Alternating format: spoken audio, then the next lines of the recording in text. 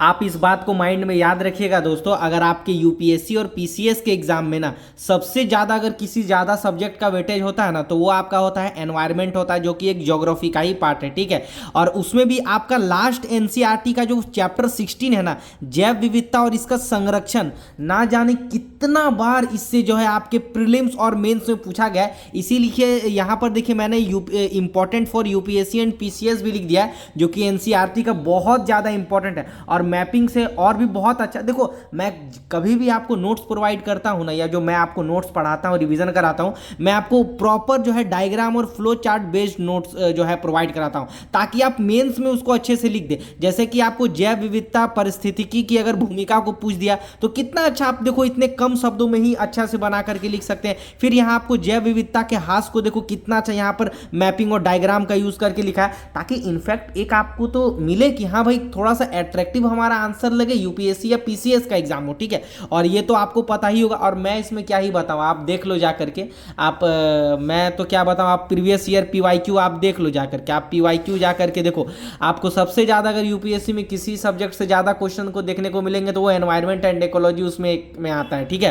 तो यहाँ पर देखो जैव विविधता का संरक्षण तो लिख ही दिया, साथ ही देखो कितना अच्छा वर्ल्ड मैप को मैंने बना दिया है भाई। वर्ल्ड मैप में भी दर्शा दिया है कि जैसे नॉर्थ अमेरिका में हो गया, साउथ अमेरिका में सबसे ज़्यादा यहाँ पर जो है पाया जाता है। उसके बाद यहाँ पर अफ्रीका के क्षेत्र हो गया, भारतीय उपमहाद्वीप, उसके बाद इधर आपके जो है दक्षिण पूर्व एशियाई देश को दर्शा दिया है। तो इतना आपको कहाँ जो है मतलब कि शायद ही मुझे लगता है कि इतना डीपली और अच्छे से कोई मैपिंग थ्रू बताता है।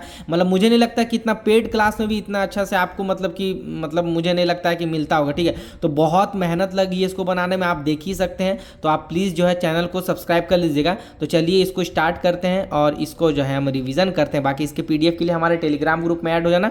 तो चैप्टर 16 है जैव विविधता और संरक्षण, ठीक है। तो इसको हम देखने वाले हैं यहाँ से, है ना। तो देखो सबसे ज़्यादा जैव विविधता हमारा कहाँ पाया जाता है, तो उष्ण कटिबंधीय क्षेत्र में पाया जाता है, या अथवा भूमध्य रेखा के आसपास। अच्छा, उष्ण कटिबंधीय क्षेत्र किसको बोलेंगे, देखो ये हमारा भूमध्य रेखा है 0 डिग्री, ठीक है। और यहाँ से 23.5 डिग्री और यहाँ से 23.5 डिग्री, ये जो हमारा क्षेत्र है ना, ये हमारा है भूमध्य रेखा। ऊपर वाला हो गया आपका जो है कर्क रेखा, नीचे वाला हो गया आपका मकर रेखा, ठीक है। जो कर्क रेखा जो भारत से होकर के गुजरती है, आपको पता भी होगा, है ना। चलो उसके बाद यहां देखते हैं, तथा सबसे कम जो है जैव विविधता कहां पाया जाता है, तो भूमध्य रेखा से ऊपर की ओर। मतलब ये भूमध्य रेखा है, इसके अगर हम ऊपर की ओर जाएंगे, इसके अगर हम ऊपर की ओर जाएंगे, या ऐसे इससे दूर हटेंगे, ऐसे ऊपर जाएंगे या इससे नीचे आएंगे, तो हमारा क्या होगा, जो हमारा जैव विविधता है वो कम होगा, ठीक है। तो ये भी आपको पता रखना है। अच्छा, जैव विविधता का अर्थ क्या होता है, जहाँ अनेक प्रकार के जीव पाए जाते हैं। देखो कितना अच्छा बताया है। अच्छा, यहाँ पर देखो, क्योंकि यहाँ तापमान और वर्षा अधिक होता है, इसीलिए इस क्षेत्र में जो है जैव विविधता अधिक पाई जाती है, याद रखना, ठीक है। हमेशा याद रखना इस बात को, ठीक है। तो आई होप ये डाउट आपका क्लियर हो गया होगा। चलिए यहाँ पर पढ़ते हैं, बहुत ज़्यादा ये हमारा इंपॉर्टेंट है। चलिए आई होप आपको दिख रहा होगा। चलिए यहाँ पर देखिए, उच्चावच के आधार पर भी जैव विविधता जो है निम्न अथवा निम्न उच्चावच से उच्च उच्चावच की ओर जो है कम होती है। यानी कि यहाँ पर देखो उच्चावच के आधार पर भी जैव विविधता निम्न उच्चावच यानी कम ऊंचाई से लेकर के उच्च ऊंचाई के आधार पर जो है वो कम होती है। यहाँ पर देखो, जैसे यहाँ पर देखो ऊंचाई के साथ हम बढ़ रहे हैं, ऊपर बढ़ रहे हैं, तो जैसे जैसे जैसे हम ऊपर की ओर बढ़ेंगे वैसे वैसे क्या होगा, हमारा जैव विविधता भी कम होगा। आपने देखा होगा ना, हिमालय क्षेत्र में या उससे पर्वतीय पहाड़ों क्षेत्र में जो है जैव विविधता हमारी यहाँ जो है कम पाई जाती है, ठीक है। तो यही यहाँ पर लिखा है कि उच्चावच के आधार पर भी जैव विविधता जो है निम्न उच्चावच से उच्च उच्चावच की ओर कम होती है, जैसे जैसे ऊपर जाएंगे, ठीक है। चलो यहाँ पर पढ़ते हैं, बहुत ज़्यादा ये इंपॉर्टेंट है, इसको देखिएगा, बहुत अच्छा। इसको आप मेंस में लिख सकते हैं और रिवीजन कर सकते हैं, ठीक है। यहाँ पर क्या लिखा है, जैव विविधता के प्रकार। तो एक तो इसमें आ जाएगा अनुवांशिकी जैव विविधता, एक प्रजातीय जैव विविधता और एक परितंत्रीय जैव विविधता, ठीक है। अनुवांशिकी जैव विविधता जेनेटिक डाइवर्सिटी, ये आपको पता ही है, जिसमें जीन की विविधता होगी। अब अनुवांशिक है तो जीन की विविधता तो होगी। अच्छा, समान भौतिक लक्षणों वाले समूह वाले प्रजाति, ये तो पता ही है, जीन का लक्षण तो समान समूह प्रजाति वाला मिलेगा ही। जैसे एग्जाम्पल मानव या होमोसेपियंस, ठीक है। शारीरिक लक्षणों की भिन्नता अनुवांशिकता विविधता, ठीक है। चलो उसके बाद प्रजातीय विविधता में आते हैं। तो निर्धारित क्षेत्र में प्रजातियों की संख्या, ठीक है, और ये प्रजातीय जैव विविधता में ही आपका जैव विविधता हॉटस्पॉट आता है, ठीक है, याद रखना। इसमें लिखा हुआ निर्धारित क्षेत्र में प्रजातियों की संख्या, जिन क्षेत्रों में प्रजातीय विविधता जो है अधिक होती है उन्हें जैव विविधता या हॉटस्पॉट कहते हैं। हॉटस्पॉट क्या हो गया, एक जैव प्रजातीय जैव विविधता है, जहाँ पर एक जो है प्रजाति का एक जो है पूरा ये पाया जाता है। हॉटस्पॉट एक होता है ना, कोविड भी टाइम में देखा होगा, जहाँ ज़्यादा कोविड के जो है ये होता था उसको हॉटस्पॉट घोषित कर दिया जाता था। उसी प्रकार यहाँ पर बहुत अनेक जो है जैव विविधता पाई जाती है, ठीक है, प्रजातीय हॉटस्पॉट, ठीक है। चलो यहाँ पर पारितंत्रीय जैव विविधता को पढ़ते हैं, ठीक है। तो पारितंत्रीय जैव विविधता क्या है, प्रत्येक प्रकार के परितंत्र में होने वाले परितंत्रीय प्रक्रियाएं तथा आवास स्थानों की भिन्नता ही परितंत्रीय विविधता कहलाती है। यानी जहां पर क्या होगा, प्रत्येक प्रकार के परितंत्र में होने वाले परितंत्रीय प्रक्रियाएं होगा, आवास और स्थानों में जो है इसकी भिन्नता होगी, जो परितंत्रीय विविधता को दर्शाते हैं कि भाई यहाँ पर ऐसा है, यहाँ पर कुछ इस टाइप का है, यहाँ पर कुछ इस टाइप का, यहाँ पर जो है इस टाइप की जो है ये पाई जाती है, यानी परितंत्रीय भिन्नता अलग अलग जगह है ना। तो वही आपका परितंत्रीय जैव विविधता भी होता है, ठीक है, यानी अनेक जो है प्रजाति वगैरह अनेक भिन्नता वाले, है ना। यहाँ पर देखो जीएस पेपर 3 के लिए बहुत ज़्यादा इंपॉर्टेंट है, ये बहुत ज़्यादा इंपॉर्टेंट है। जैव विविधता की पारिस्थितिकीय भूमिका बहुत ज़्यादा इंपॉर्टेंट है, इकोलॉजिकल रोल ऑफ बायोडाइवर्सिटी, ठीक है। तो इसमें क्या क्या एक इंपॉर्टेंट आएगा, जैसे परितंत्र है ना, तो परितंत्र में जैसे ऊर्जा और जल के जो है पोषण चक्र होने, जिसमें जो क्या होगा, ऊर्जा, जल और पोषण चक्र इसमें आएंगे। अच्छा, वायुमंडलीय गैस, इसमें क्या होगा कि वायुमंडलीय गैस एवं जलवायु को नियंत्रित करेंगे।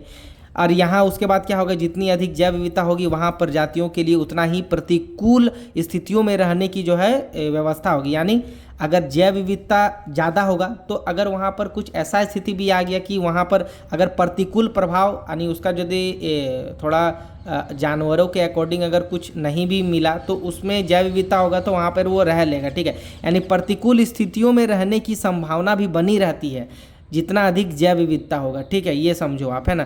तथा परितंत्र में जितने प्रकार की प्रजातियां होगी वह परितंत्र उतना ही अधिक स्थायी होगा। यानी जितने प्रकार की प्रजातियां होगी परितंत्र उतना ही जो है स्थायी रूप से वो रहेगा। जैव विविधता के ह्रास के कारण बहुत ज़्यादा ही इंपॉर्टेंट है, आपके मेंस में ये पूछा जा सकता है, तो इसको आप बहुत अच्छे से ऐसे यहाँ से रिवीजन करो। तो जैव विविधता के ह्रास के कारण क्या हो जाएगा, एक आपका हो जाएगा बहुत इंपॉर्टेंट है इसको पढ़ना, एक आपका हो जाएगा आवास विखंडन, जैसे नगरीकरण तथा औद्योगिकरण जो है बढ़ गया।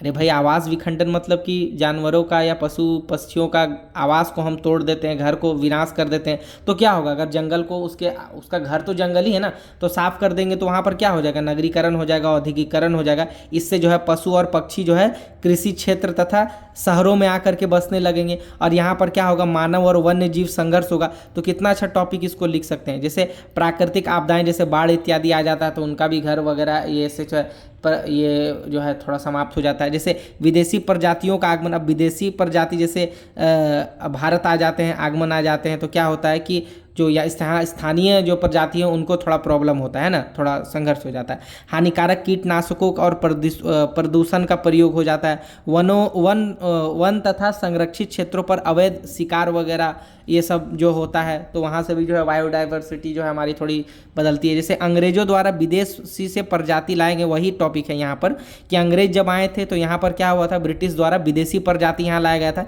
जिससे स्थानीय प्रजातियों पर भी असर पड़ा था, ठीक है। तो ये टॉपिक आप ना याद कर लेना, बहुत अच्छा से मैंने ये आपको बता दिया, ठीक है।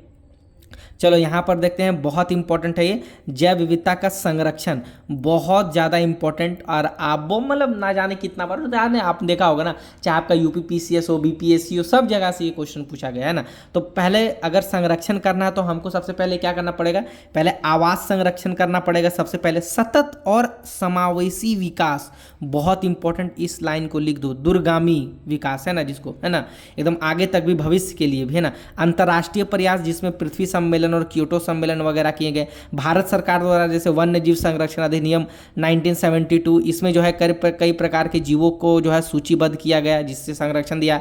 विभिन्न संस्थाओं द्वारा व्यक्तिगत प्रयास भी किए जा रहे हैं, एनजीओ वगैरह या मनुष्य द्वारा भी, संस्थाएं द्वारा भी। तो ये आप बहुत अच्छे से इसको लिख दोगे। अगर संरक्षण और हाथ से पूछा तो इसको और आप इसको अगर दर्शा देंगे ना तो बहुत अच्छा आपको मार्क्स मिलेगा, और इसको लिख देंगे तो है ना। साथ ही साथ अगर वर्ल्ड मैप दर्शा दिए ना तो आपका ना आंसर थोड़ा भीड़ से हट के दिखेगा, मार्क्स आपको बहुत अच्छा इससे प्लस मिलेगा। तो इसको भी थोड़ा रिवीजन कर लो। देखो वर्ल्ड मैप बना दिया, नॉर्थ अमेरिका के साइड में इस वाले क्षेत्र को, जैसे सेंट्रल अमेरिका के साइड थोड़ा सा जैव विविधता है। फिर उच्चावच वन जहाँ पर है, यहाँ पर जो है इसको क्या बोलेंगे, पहले तो नीचे वाला ये सेंट्रल अमेरिका का उच्चावच वन हो गया। फिर ऊपर वाला सेंट्रल अमेरिका का निम्न जो है भूमि वाला क्षेत्र हो गया। ये देखो बहुत ये फेवरेट, अगर जैव विविधता से पूछा जाएगा तो इससे पूछा ही जाएगा आपका दक्षिण अफ्रीका, ठीक है, सॉरी दक्षिण अमेरिका। तो ये वाला जो है आपका क्षेत्र हो गया, ऊपर वाला क्षेत्र हो गया, ये आपका हो गया पश्चिमी इक्वाडोर तथा कोलंबियन काको क्षेत्र, ठीक है। ये नीचे वाला जो आपका क्षेत्र हो गया, ये हो गया उष्णकटिबंधीय एंडीज वाला क्षेत्र, ठीक है। अच्छा, ये वाला जो पार्ट हो गया, ये आपका अटलांटिक वन ब्राजील वाला क्षेत्र हो गया। तो तीन चीज आप वर्ल्ड के स्तर पे दर्शा दोगे ना तो बहुत अच्छा आपको मार्क्स मिल जाएगा। फिर आपका अफ्रीका महाद्वीप में आपका ये ऊपरी गिनी वन हो गया। उसके बाद ये आपका हो गया पूर्वी चाप पर्वत तंजानिया वाला हो गया। फिर ये आपका हो गया पूर्वी मेडागास्कर हो गया, है ना। तो ये सब देखो, मैप देखोगे ना तो आसानी से याद हो जाएगा। वर्ल्ड मैप में आप दर्शा भी दोगे कि लोकेशन, हाँ भाई एक यहाँ था, एक यहाँ था, एक यहाँ था, एक यहाँ था, एक यहाँ था, एक यहाँ था, यहाँ। एग्जैक्ट नहीं है कि आपको एकदम मीटर से नाप के, अरे नहीं, आपको दर्शाना है बस, है ना। क्या वो थोड़ा सा ही ऊपर भी चला गया या यहाँ भी लिख दो, कोई दिक्कत नहीं है। इनफैक्ट आप उस क्षेत्र को तो दर्शा रहे हैं, तो वही बात होता है, ठीक है। जैसे ये वाला हो गया, जैसे हमारे प्यारे भारत का देखो ये वाला क्षेत्र हो गया पश्चिमी घाट हो गया। ऐसे पूर्वी घाट भी है, लेकिन पश्चिमी घाट को भी आप ऐसे दर्शा सकते हैं, ठीक है। फिर श्रीलंका का जो सिंह राजा वन हो गया, जो श्रीलंका वाला क्षेत्र हो गया। आपका ऑस्ट्रेलिया का हो गया, इधर आपका क्वींसलैंड वाला हो गया। फिर ये जो आप देखो इंडोनेशिया का पूरा ये क्षेत्र देख लो कितना अच्छा, ये जैव विविधता से संरक्षित है। फिर ये वाला आपका हो गया भारत के ऊपर वाला पूर्वी हिमालय का क्षेत्र हो गया, जहाँ जैव विविधता जड़ी बूटी वगैरह ये सब पाया जाता है। उसके बाद यहाँ पर देखो प्रायद्वीपीय मलेशिया क्षेत्र हो गया, फिलीपींस हो गया। फिर ये पार्ट आपका उत्तरी बोर्निया हो गया। फिर इंडोनेशिया का पार्ट तो मैंने बता ही दिया। फिर ये देखो मार्लेनेशिया जो कि न्यू कोलेंजिया में है ये, ठीक है, कोलेंजेलिया, है ना, ये आप देख लीजिएगा, है ना। उसके बाद ये बहुत इंपॉर्टेंट, और ये पूरा एनसीईआरटी का ही है, ठीक है, ये पूरा एनसीईआरटी का ही है, जिसको मैंने हैंड रिटन नोट्स के माध्यम से इजी वे में समझाया। क्योंकि आप लिख करके रखेंगे तो देखो किताब तो देखना ही है, लेकिन यहाँ से अगर लिख के रखोगे ना तो बहुत अच्छा आपको मार्क्स मिलेगा। बाकी इसके पीडीएफ के लिए हमारे टेलीग्राम ग्रुप में आप ज्वाइन हो सकते हैं। व्हाट्सअप का नंबर जो है डिस्क्रिप्शन में और कमेंट सेक्शन में मिल जाएगा। बाकी यहाँ से अभी आप इसका पीडीएफ पढ़ सकते हैं। और लोग बोलते हैं ना कि सर वहाँ पर ऐड होने के लिए पेड वगैरह ग्रुप, तो देखो यार यहाँ तो आपको हम फ्री दिखाई ही रहे, ये क्या है, ये नहीं है, यहाँ से भी तो आप लिख सकते हैं ना। बाकी पीडीएफ के लिए हम वहाँ जो है ये करते हैं, ठीक है, पीडीएफ के लिए भी हम वहाँ ये करते हैं ताकि वहाँ से आप पीडीएफ अच्छे से पढ़ पाओ। बाकी आप यहाँ से भी पढ़ सकते हैं ना, जैसे ये देखो इसको भी आप यहाँ से पढ़ सकते हो, फिर ये टॉपिक भी यहाँ से पढ़ सकते हो। मैं तो सब सारा दिखाता ही हूँ, देखो फिर इसको भी आप पढ़ सकते हैं यहाँ से, इसको भी आप यहाँ से जो है पढ़ सकते हैं, है ना। तो वहाँ जो ऐड नहीं हो सकते आप यहाँ से पढ़िए। तो और क्या ही दिखाएं, है ना, सब तो हम फ्री ऑफ कॉस्ट दिखा ही रहे हैं आपको सारा कुछ। तो वीडियो पसंद आती है तो एक लाइक एंड सब्सक्राइब जरूर करना, क्योंकि ये ना टॉपिक बहुत हेल्पफुल है, ठीक है। बाकी मैंने अपने ओर से जितना हो सका उतना बताया, बाकी इसको अच्छे से आप रीड कीजिएगा ना तो अपने ओर से और समझिएगा तो ज़्यादा बेटर होगा, ठीक है। तो लाइक एंड सब्सक्राइब जरूर कर लेना, मिलते हैं नेक्स्ट वीडियो में।